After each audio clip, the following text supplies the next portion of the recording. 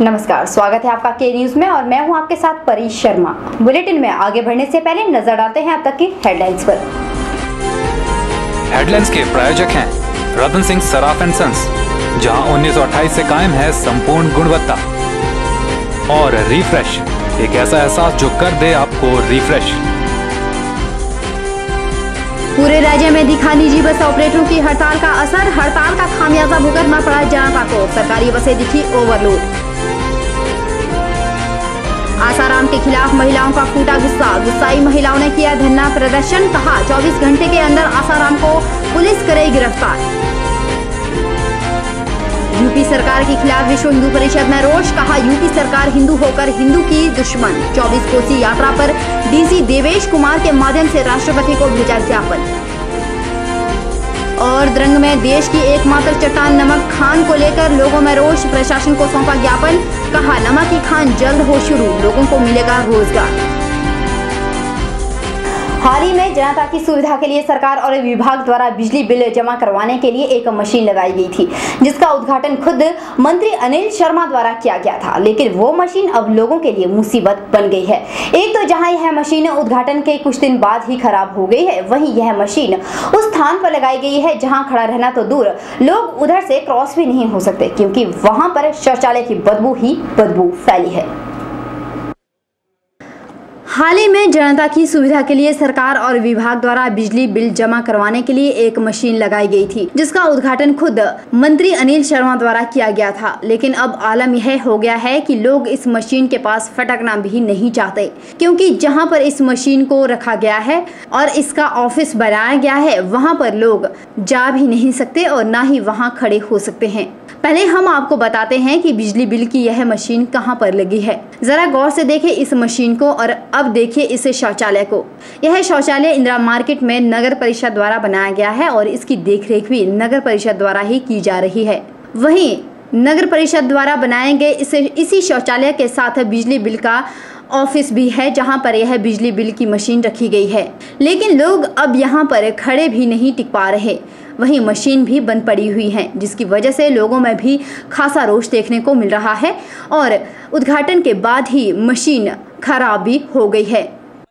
का जो collection centre है इंदिरा मार्केट में, एक तो ये सही जगह पे नहीं है, क्योंकि साथ में हमारे यहाँ पे जो है पेशाब घर है और यहाँ से बदबू आती है बहुत सारी। तो जितने भी हम लोग यहाँ पे बिल देने आते हैं तो यहाँ पर सभी लोगों को सुविधा हो रही है यहाँ पे, क्योंकि एक तो यहाँ पे बहुत ज़्यादा स्मेल है कि घंटे घंटे खड़ा नहीं रह सकता और यहाँ पे मशीन भी खराब पड़ी हुई है। तो सही ढंग से जो है हम लोग यहाँ पे बिजली का बिल जो है भुगतान करना बहुत मुश्किल हो गया है। तो हमारी अब यही मांग है कि इसको तो यहाँ से चेंज किया जाए, क्योंकि एक तो साफ घर के पास में है। तो दूसरा क्या है कि यहाँ पे इतनी ज़्यादा सफोकेशन है इस यहाँ पे कि खड़ा होना मुश्किल है यहाँ पर। तो बिजली का बिल का भुगतान जो है जहाँ पर ये पहले था, अगर वहाँ पे ये शिफ्ट किया ज़्यादा बढ़ जाएगा। यहाँ पे जो पहले ऑफिस था वो बंद करके दूसरे ऑफिस में नया ऑफिस बनाया हुआ है नए, और जो कि टॉयलेट के यूरिनल के साथ ही है, जिससे जो बिल देने वाले ग्राहक हैं उनको भी बड़ी परेशानी है और जो लेने वाले हैं उनको भी बहुत परेशानी हो रही है। हम सरकार से यही डिमांड करेंगे कि जो पहले वाला सेंटर था बिल लेने का, उसको वहीं पे ट्रांसफ़र किया जाए, क्योंकि यहाँ पे ना पंखे का इंतजाम है, कुछ भी हवा और एक जेल की तरह कैद हो गए हैं सभी, कि एक दूसरे की जो सांस है उसको लेके चक्कर आने लग गए हैं लोगों को और दुर्गंध भी बहुत फैली हुई है कि इसकी समस्या का समाधान किया। तो मशीन यहाँ पे लगाई हुई है, हमारे माननीय जो पंचायती राज मंत्री है अनिल शर्मा जी, उन्होंने इसका उद्घाटन किया हुआ। पर ये मशीन कुछ टाइम तो चली होगी, पर अब तो ये भी डेड हो गई है, इसका कोई भी बेनिफिट नहीं मिल रहा है। इसको जल्दी से जल्दी ठीक कराया जाए और सही जगह पे लगाई जाए, जिससे कि आने जाने वालों को फटाफट अपने बिल जमा किए और निकल गए। आपको बता दें कि बिजली बिल को जमा करवाने वाली मशीन कुछ दिन पहले लगाई गई थी, जिसका उद्घाटन स्वयं अनिल शर्मा द्वारा किया गया था। लेकिन अब यह मशीन उद्घाटन के कुछ दिन बाद ही खराब हो गई है, जिससे सहज ही पता लगाया जा सकता है कि मशीन आने वाले समय में लोगों को कितनी सुविधा दे पाएगी। के न्यूज़ के लिए कैमरामैन लोकेश के साथ ब्यूरो रिपोर्ट। सोलन उपायुक्त कार्यालय के सभागार में हिमाचल प्रदेश चतुर्थ श्रेणी कर्मचारी संघ की बैठक का आयोजन किया गया। बैठक की अध्यक्षता महासंघ अध्यक्ष श्याम सिंह खाची द्वारा की गई, जिसमें जिला खंड एवं उपमंडल से आए कर्मचारियों ने भाग लिया। आपको बता दें कि महासंघ की मान्यता को लेकर दो गुटों की लड़ाई जो कई वर्षों से इसी तरह से चलती आ रही है, उसका असर इस बैठक के दौरान भी देखने को मिला। इस मौके पर संघ महासचिव रण सिंह ने चतुर्थ श्रेणी के कर्मचारियों की व्यथा प्रकट करते हुए कहा कि आज चतुर्थ श्रेणी के कर्मचारियों का शोषण किया जा रहा है, यहाँ तक कि उनके साथ बंधुआ मजदूरों की तरह व्यवहार किया जाता है और अधिकारियों की तानाशाही के चलते अधिकारियों के परिवार के सदस्यों के लिए भी कार्य करने के लिए उन्हें मजबूर किया जाता है और उन्हें ओवर टाइम तक नहीं दिया जाता। उन्होंने कहा कि नियमों को देखकर ऐसा प्रतीत होता है कि मानो वह मात्र चतुर्थ श्रेणी के कर्मचारियों के लिए ही बने हैं और उन नियमों के दायरे में अधिकारी नहीं आते हैं। जब अफसर की नेम साहब जब बर्तन छोड़ देगी उसके बाद बर्तन साफ करके जाऊंगा मैं। क्या सरकार ने हमें इसलिए रखे, क्लास को इसलिए रखे हैं कि आप लोग घर में 10 बजे तक काम कीजिए, कोई टाइम नहीं है, बस मुर्गे कपड़े लत्ते सब साफ कीजिए। एक बंधुआ मजदूर कौन है क्लास को बना दिया? किन्होंने? अफसरों ने। अगर बाबू जाता है, सीनियर स्टूडेंट जाता है, स्टूडेंट जाते हैं, मैडम उनके लिए कोई टाइम नहीं है, उन्हें कोई पूछने वाला नहीं। वो आगे से जाएगी, अपने बच्चे को रिसीव करेगी, स्कूल से आ गए रिसीव करेगी, खाना खिलाएगी, उनके कपड़े चेंज करेगी, आराम से जाएगी। वहीं हरदयाल सिंह संघ महासचिव बिलासपुर ने अधिकारियों को चेताते हुए कहा कि वह भविष्य में चतुर्थ श्रेणी के कर्मचारियों का शोषण करना छोड़ दें, अन्यथा उनका घेराव किया जाएगा। साथ ही चतुर्थ श्रेणी के कर्मचारियों को संदेश भी दिया गया कि वह कर्मचारी संघ की मान्यताओं को लेकर भ्रमित न हो, क्योंकि जल्द ही जोगटा गुट को मान्यता मिलने वाली है। आज कल एक मान्यता का एक जो चली है दौड़, एक एनजीओ की कोई जोगटा गुट है, कोई मनकोटिया गुट है, तो इसमें कोई ऐसा कर्मचारियों को भ्रमित होने की कोई आवश्यकता नहीं है, क्योंकि जो आज मान्यता है वो जोगटा जी को, एसएस जोगटा जी को मिलनी ही है, ये मन बिल्कुल तय है, क्योंकि प्रदेश का 90% कर्मचारी उनके साथ है। और एक मनकोटिया जो अपने आप को एनजीओ का प्रधान बना फिर रहा है, उसके साथ वो लोग कर्मचारी हैं जो किसी अपने विभागों में हारे हैं। बैठक में कर्मचारियों को यह संदेश देने की कोशिश की गई कि जल्द ही जोगटा गुट को मान्यता मिलने वाली है और सभी कर्मचारियों को चाहिए कि वह एकजुट होकर जोगटा गुट को मजबूत करें, ताकि कर्मचारियों की लंबित पड़ी मांगों को सुदृढ़ता से सरकार के समक्ष रख सकें और उनकी मांगों को सरकार तवज्जो दे। के न्यूज के लिए सोलन से कीर्ति कौशल की रिपोर्ट। 28 अगस्त को देश में भगवान कृष्ण जन्माष्टमी का त्योहार बड़े ही हर्षोल्लास के साथ मनाया जाएगा। वहीं भगवान कृष्ण के जन्म से पहले ही नेर चौक में इन दिनों भागवत का आयोजन जारी है, जिसका लोग बड़े ही श्रद्धा भाव से अनुसरण कर रहे हैं। वहीं लोगों को भगवान कृष्ण के जन्म से पहले ही वाचक द्वारा भगवान कृष्ण के जन्म के दर्शन भी करवाए जा रहे हैं। तो चलिए सीधे चलते हैं हम भी नेर चौक और देखते हैं भगवान कृष्ण के जन्म को। सब सखियां मंगल गावे, सखियां 28 अगस्त को देश में भगवान कृष्ण जन्माष्टमी का त्योहार बड़े ही हर्षोल्लास के साथ मनाया जाएगा। वहीं इन दिनों नेर चौक में भागवत के वाचक दीनानाथ शुक्ला द्वारा लोगों को भागवत का रसपान करवाया जा रहा है। इस अवसर पर जहां वाचक द्वारा लोगों को प्रभु के दर्शन करवाए गए, वहीं उन्होंने कहा कि भागवत कथा से जहां मुक्ति प्राप्त होती है, वहीं ज्ञान और वैराग्य को भी बढ़ावा मिलता है।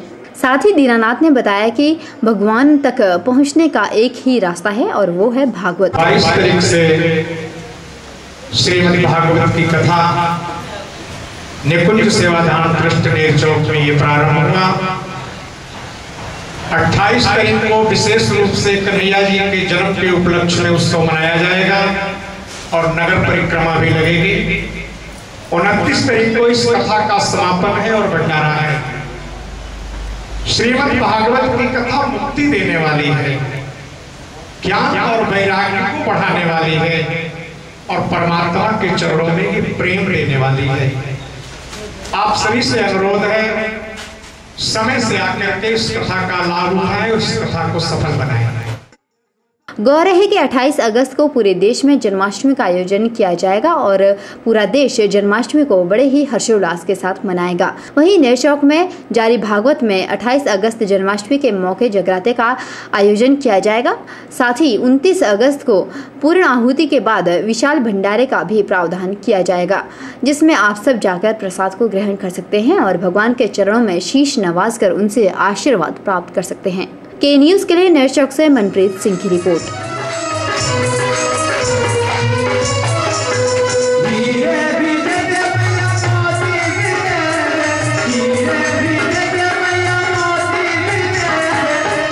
बहरहाल के न्यूज़ में वक्त हो चला है एक और छोटे से ब्रेक का। ब्रेक के उस पार भी खबरों का सिलसिला लगातार जारी है। आप बने रहिए हमारे साथ और देखते रहिए के news.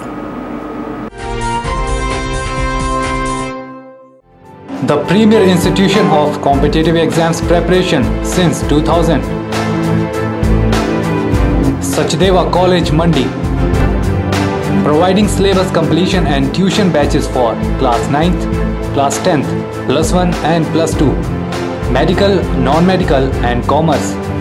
Here is golden opportunity for 10 plus 2 pass out and compartment student to join coaching for NEET, IIT, JEE, NDA and CDS. Also bank PO and bank clerk, SSC, Army, HP Police, TET and other competitive exams preparation. We have well experienced faculty, updated study material, doubt removal session, individual attentions and report to guardian. Free career consultancy 5 PM to 7 PM. For more details, contact Sachdeva College, Padal, Mandi, Himachal Pradesh. Himachal का सबसे पहला प्रयास, जिस पर है जन जन की आस, क्योंकि मेरे पास है खबर खास, जो आती है हर शख्स को रस, जो हमने कही बन गई खबर, और यहाँ होता है हर खबर का असर। हमारे साथ है विश्वास की ताकत, क्योंकि यहाँ होती है सिर्फ और सिर्फ सच की वकालत। आपका विश्वास आप तक, क्योंकि ये है के न्यूज़। के न्यूज़, के न्यूज़ सबसे पहले।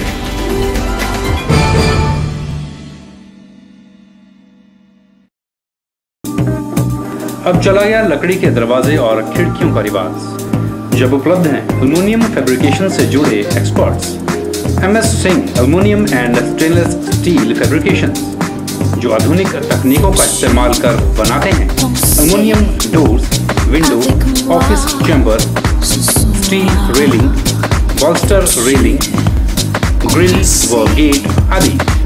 साथ ही यहाँ उपलब्ध हैं ग्राइंडर मशीन, ड्रिल मशीन और आधुनिक स्टील और एल्युमिनियम कटर। तो आज ही पहुंचे MS Singh aluminium and stainless steel fabrication, 124/12 Ramnagar Namdhari Gurdwara के नजदीक मंडी।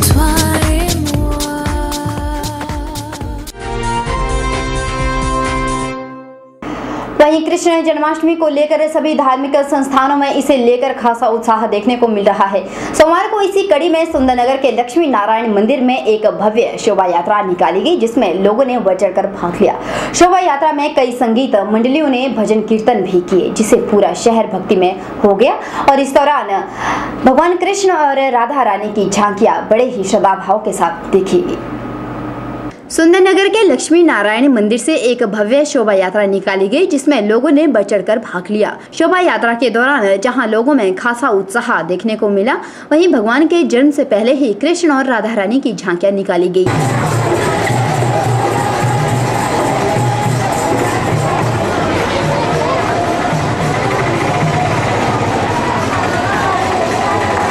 जिसे देखकर ऐसा प्रतीत हो रहा था कि मानो साक्षात कृष्ण राधा प्रकट हो गए हो। शोभा यात्रा में कई संगीत मंडलियों ने भजन कीर्तन भी किया, जिससे पूरा शहर भक्ति में हो गया। लक्ष्मी नारायण मंदिर और सनातन धर्म सभा की तरफ से पूरे शहर में शोभा यात्रा निकाली गई।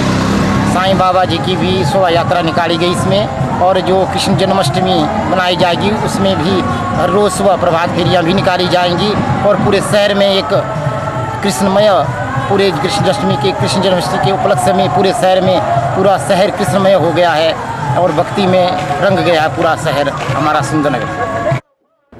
के न्यूज के लिए सुंदरनगर से ब्यूरो रिपोर्ट।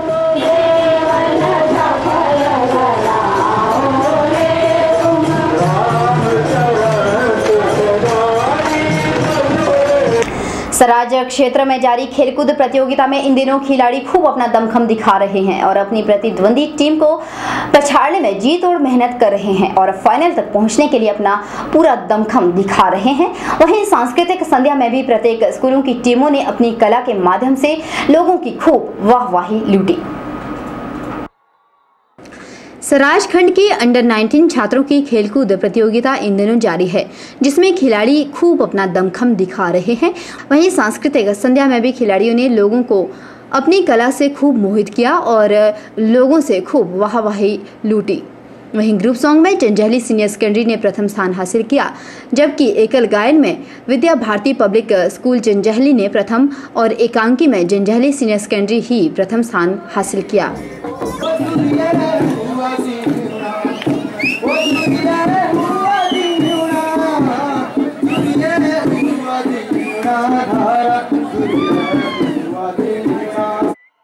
इस अवसर पर स्कूलों के अध्यापकों में जहां अपनी अपनी टीम के जीतने पर खासी खुशी देखने को मिली, वहीं अध्यापकों का यह भी कहना है कि प्रतियोगिता शांतिपूर्ण तरीके से चल रही है। उन्होंने यह भी उम्मीद जताई है कि यह प्रतियोगिता ऐसे ही शांति से निपट जाएगी। झारखंड के जो टूर्नामेंट अंडर 19 जो जंजैहली में हो रहे हैं, उसका आज तीसरा दिन है।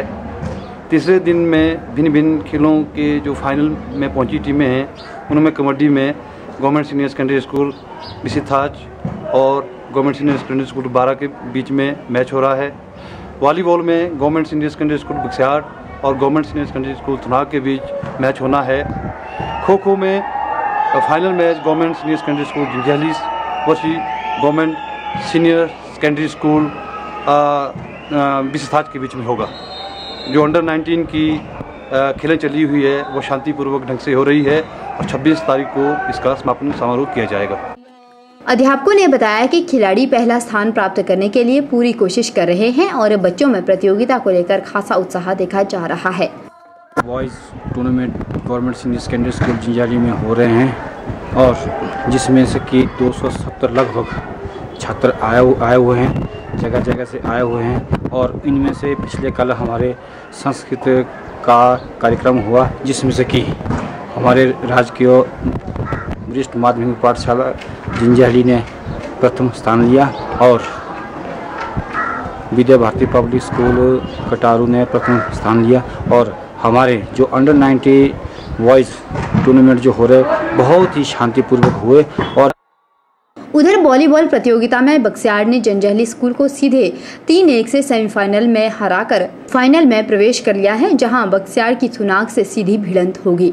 खो खो प्रतियोगिता में जंजैहली और शिवा कुथेड़ में पहले और दूसरे स्थानों के लिए संघर्ष होगा और कबड्डी में बगाचनोग थाच ने प्रथम स्थान झटका, जिसके उपरांत बगाचनोग थाच के छात्रों ने ढोल नगाड़े की थाप पर नाटी डालकर विजय जश्न मनाया। के न्यूज के लिए सराज से KR कौशल की रिपोर्ट। इसी के साथ वक्त चला है एक और छोटे से ब्रेक के उस पार भी खबरों का सिलसिला लगातार जारी है। आप बने रहिए हमारे साथ और देखते रहिए के न्यूज।